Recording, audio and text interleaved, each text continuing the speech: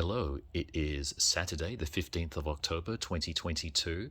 I am supposed to be giving this apartment a long overdue clean, but I am nothing if not a procrastinator. I thought I would make another video involving me and laserdiscs. A few days ago, I made a video with me unboxing a bunch of laserdiscs that I bought online. This is going to be a little bit different. These are laserdiscs that I bought in a store, Treasure Chest Salvage, a few weeks ago. So I know what all these discs are. There's no spontaneity, so the element of surprise is missing, but the element of me blathering on remains for those of you who might be interested. So here we go. Okay, Casablanca. What can you say about Casablanca that hasn't already been said? I would say probably nothing. I can't really add to this. The classic 1942 film, so 80 years old this year, Casablanca. Great cast, Humphrey Bogart, Ingrid Bergman, Paul Henri, Claude Rains, Conrad Veidt, Sidney Greenstreet, Peter Lorre. So this is an MGM UA release, 1989 it dates from. Directed by the great Michael Curtiz, who is he's an interesting figure. In the old Hollywood days, the studio system era, you just had all these great directors that had to just one week they're making a World War II movie, the next week they're making a Western, then they're making a romantic comedy, then they're making a film noir. And you had guys like Michael Curtiz and Raoul Walsh and Howard Hawks. They're just absolute pros, really, really good directors. So yeah. Here we go. This is a double pack of The Fly and Return of the Fly. I think it's not a gatefold. So this is CBS Fox.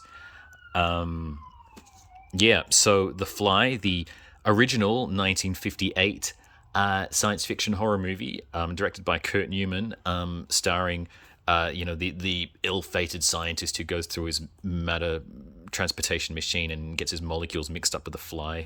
He has a fly's head and the fly ends up with his head, etc. Overshadowed, of course, by the more famous 1986 remake by David Cronenberg, which is in the upper percentile of my favorite movies. I love the David Cronenberg film, but the original film is quite effective in its way. It holds up pretty well, I think. They're really hyping Vincent Price's appearance in this. He's a supporting character. He's not the main character. Return of the Fly is interesting. I love that cover. It's like Vincent Price recalling from it's like he doesn't look shocked or scared or terrified. It's like an overenthusiastic dog just like leaping on him, and he's just like, "Hey, get back." So Return of the Fly is interesting. It was released in 1959, so it was the following year. But it's quite a contrast to these days when the whole school of thought with sequels is we've got to sort of make we've got to make it bigger and more expensive. We've got to up everything. And Return of the Fly is from that era where sequels were sort of more quick, cheap cash-ins. So it was like we've got to strike while the iron is hot and get exploit this property for as little money as possible. So the production values are actually greatly diminished from the original film. So the first film in 1958 was in color, and the sequel in 1959 is in black and white. And the special effects and everything, the production values, it's a much cheaper effort, and it's not as good a film. It's not a particularly great film, but it's all right for what it is. It's okay.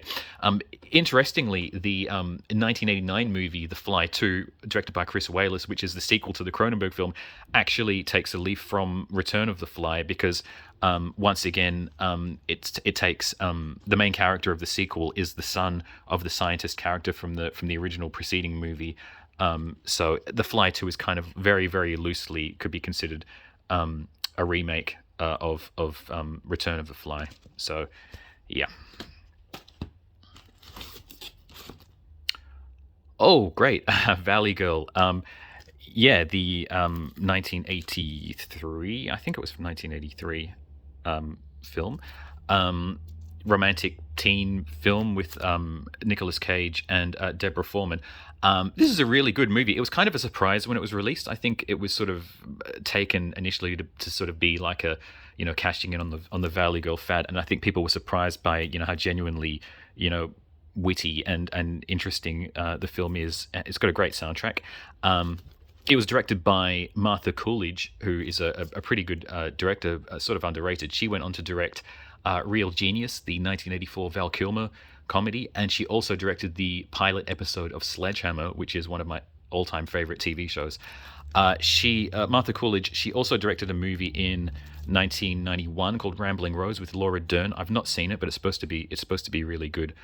There was a remake of Valley Girl a few years ago. I think it was like Amazon or Netflix or something. It was a streaming film. I haven't seen it, but just superficially, seeing images of it, it looks pretty bad. And I think the reason being is that the original movie was made in the 80s, with young people of the 80s. It had that look of, it's authentic for its time. And then you see the remake, and it just looks like a bunch of contemporary people like cosplaying in 80s clothes. It just looks really fake. I don't know. I haven't seen it. Maybe it's good, but I'm not. My expectations aren't high. But the original Valley Girl is a really sweet, very funny, very good movie.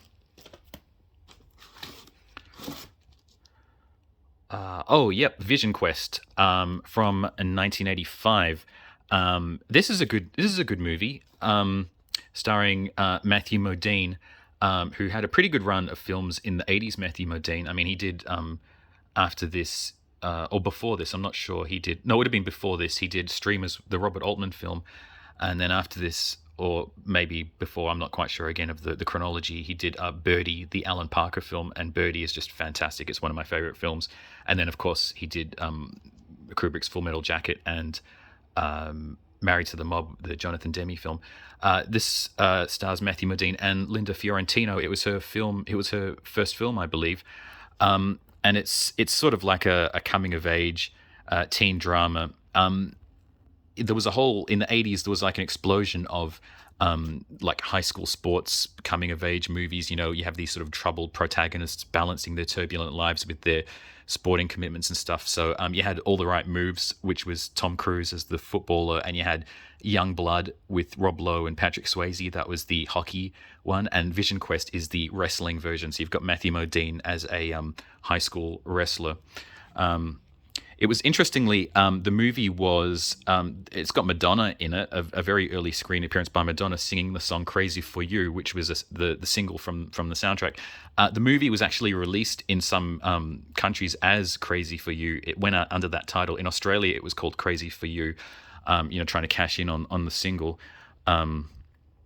It was directed by Harold Becker, who isn't really a big name director, but he's got some pretty good films on his resume. He directed The Onion Field, the 1979 police drama The Onion Field, which is a really good movie, and he directed Sea of Love in 1989, the Al Pacino thriller with Ellen Barkin, and he also directed Taps, the 1981 movie Taps with Timothy Hutton, which is a sort of a grim drama set in a military academy. George C. Scott is in it. If you haven't seen Taps, I advise you to see it. It is a really, really good movie. And Vision Quest is a good movie. Is a good movie too. We've hit a movie I've not actually seen. This is Gotcha. It's a 1985. I think it's a romantic sort of espionage comedy. Linda Fiorentino is in this one too. I think she did Vision Quest and Gotcha back to back in 1985. Anthony Edwards stars in this. I'm a big fan of Anthony Edwards. I haven't actually seen this film, so I really don't know much about it. It's got some pretty good. I've read, there are people that really, really like it. It has been released on DVD and Blu-ray, so I might, because I don't have a working working LaserDisc player, so I can't actually watch it on this format. But I'll definitely pick it up on a format that I can actually watch, because I am interested in this one. Oh, yep, Ladyhawk in this. I really like these Warner Home Video sleeves. Vision Quest was like that too. Ladyhawk is a really good movie. I think the '80s was like it was kind of the era of really great fantasy movies. Ladyhawk is one of them. Starring, it's a great cast. Rutger Hauer, Michelle Pfeiffer, Matthew Broderick, John Wood. Um, yeah, so directed by Richard Donner, who had obviously he's, great director. The Omen, Superman, the good version of Superman 2, um, you know, the Goonies, Scrooged, all the Lethal Weapon movies. Ladyhawk is, yeah, it's one of those movies that has, just a really good premise with Rutger Hauer and Michelle Pfeiffer being like a couple who are, cursed to, never be human at the same time. Rutger Hauer is a wolf by night, and Michelle Pfeiffer is a hawk by day, and because of a curse that's put on them, and it's a really interesting movie. I'm not the only thing from it that personally for me that detracts from it is I'm not really big on the music score. It's sort of a bit proggy, which I have nothing against in principle, but it's just in this movie it is a bit awkward. Yeah. Interestingly, John Wood and Matthew Broderick are both in this, and they were both in War Games a couple of years before. Yeah.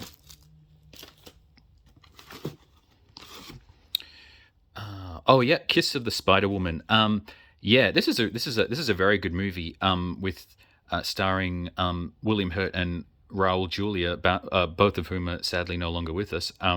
But yeah, so they're it's sort of set in a Latin American prison. It's the relationship between Raul Julia, who plays like a political dissident, and William Hurt plays this sort of flamboyant character who's his cellmate, and it's sort of their relationship, and sort of there's all betrayal and all stuff going on. It's a really good film. It's sort of fallen off the radar a little bit. I mean, this movie was a big deal at the time in 1985. William Hurt won an Academy Award for Best Actor, but it's sort of fallen by the wayside because it's one of those movies that's been clobbered by rights issues. It wasn't made by a major studio, and I think the distribution rights of this film is sort of a bit of a mess at the moment, so it's not available. It's not streaming anywhere. It's long out of print. On physical format. I mean, I have a secondhand DVD of it. But there's no impending Blu-ray release or anything. Or it's one of those movies where these days, if it's it's just very difficult to find.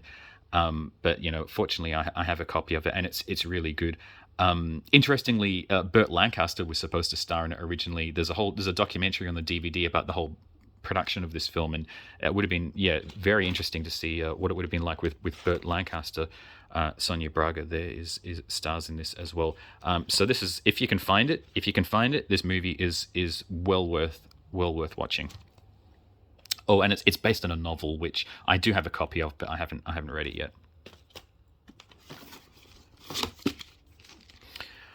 Truly, Madly, Deeply. British movie from I think it's 1990 or 1991. This is a really good film with Juliet Stevenson and Alan Rickman. I think it was it was a surprise for people at the time who'd sort of only known Alan Rickman at that point as Hans Gruber in Die Hard. So there's a quote on the back here, "The thinking person's ghost," and it is actually quite similar to Ghost, where you have a woman whose boyfriend dies and then he comes back as a ghost. Although that's really the only thing it has in common with Ghost. It's much more. It's much more of a comedy sort of. It's more. It's very poignant. I thought this movie was very, very affecting. In its way, Alan Rickman is really good, and I guess there's enough. It's poignant enough already, but there's an added level to it because, of course, Alan Rickman is no longer with us, and so seeing him as a ghost who comes back, it's quite it gives it a whole other meaning. This is actually this is a fantastic film. I don't know if I could watch it again anytime soon because it's sort of affected me a great deal. But I sort of have to prepare myself to watch it again.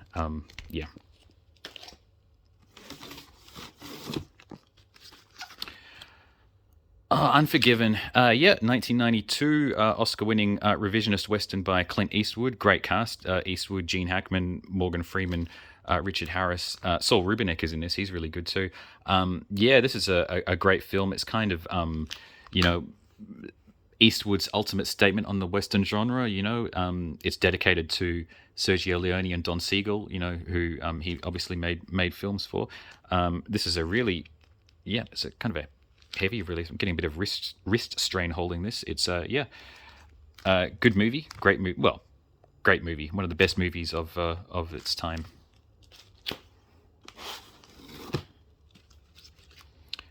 This is not one of the best movies of its time. Bram Stoker's Dracula, directed by Francis Ford Coppola. This is. Yeah, this movie has its fans. I'm not one of them. It's got good things about it. Like everything is dialed up to 11 on this one. The production design, the music, the costumes, like the acting. Like it's played very operatically, but I got to be honest, it's got some really terrible performances in this. Obviously, Keanu Reeves and Winona Ryder, they're both pretty bad in this. Even Gary Oldman and Anthony Hopkins, like there's just so much scenery chewing going on in this film. And they always talk about this being like a faithful adaptation of the Bram Stoker novel, and I mean it does adapt moments from the book that fall by the wayside in a lot of the previous adaptations of Dracula, but it also adds a lot of stuff. It sort of plays up the whole brooding, romantic, anti-hero Dracula, which personally I'm not. I don't. That's not really my favorite version of the character. Yeah, there's just a lot of things wrong with this, and it's kind of, I mean, you won't find a bigger Francis Ford Coppola fan than me. Like his run in the '70s is pretty, untouchable. His run in the '80s, he made some interesting movies. His '80s, he made some films that were, interesting misses. I don't think any of his '80s movies are bad. Some are better than others. But then in the '90s, he sort of went off the rails, and this is. Yeah, one of the prime exhibits of sort of 90s over the top misfiring Francis Ford Coppola.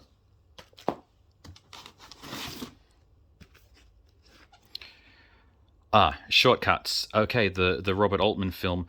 I'm a huge Robert Altman fan. He had a run of mostly brilliant movies in the 1970s. He sort of went off the boil a bit in the 1980s. He made a lot of films, some really good films, some movies that are not really good, and then he had a bit of a comeback in the 90s, starting with The Player, and then which was 1992, I think, and then Shortcuts was 93. This is a really good film. It's very much in the vein of Nashville, the movie that Altman made in 1975. So it's got this very, very expansive cast of, it's got lots of characters sort of with interlocking stories. It doesn't really have a single narrative. It's just like lots of stories that are all, connect in some way. The stories are actually all based on the writings of Raymond Carver. And interestingly, an Australian director, Ray Lawrence, took one of the stories that was already part of this and sort of made a movie out of it, an Australian movie called Jindabyne in, I think it was 2006-ish, 2006, I think. But this is a really good film. It's got a really fantastic cast as well. I think it's Altman's best movie of the 90s. It's just a fantastic film.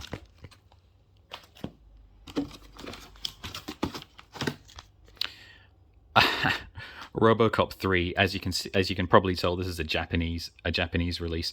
RoboCop 3. I got to be honest, I like RoboCop 3, and not a lot of people do. It's the first RoboCop from 1987 is just like, it's an untouchable classic. It's a brilliant movie. RoboCop 2 from 1990, I'm not a fan of. There are people that like that movie. I'm not really one of them. Most people would say RoboCop 2 and RoboCop 3 are disappointing, but they would say RoboCop 2 is better. I beg to differ. I think RoboCop 3 is better, and I think one of the reasons is, coming off the original RoboCop, there was no reason for RoboCop 2 to be bad, but it was. By the time you get to RoboCop 3, the series has already been dealt a mortal blow. So it's kind of I blame RoboCop 2 more than RoboCop 3 for diminishing the franchise. And this has got some. I mean, Robert Burke plays RoboCop in this. He's not as good as Peter Weller, but he does all right. And this is an interesting movie. It's got a really interesting cast. It's kind of funny.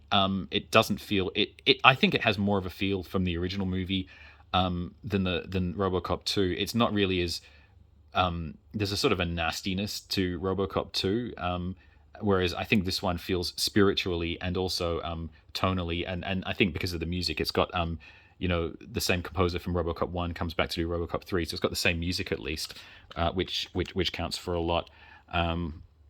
Yeah. So yeah, interestingly, the store did actually have RoboCop 2 as well on LaserDisc, but I didn't buy it because it didn't have the original sleeve. It was photocopied, and it's like I'm buying these things more for their aesthetic beauty than actually to play and watch them, because I can't really watch them. So I'm not going to buy one that's got a black and white photocopied cover. Yeah. So yeah, that's it.